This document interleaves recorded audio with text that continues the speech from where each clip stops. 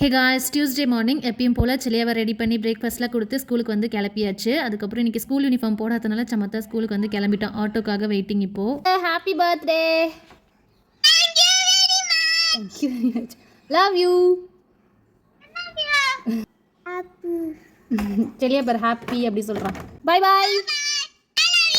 Love you too. Bye boy. Thank you.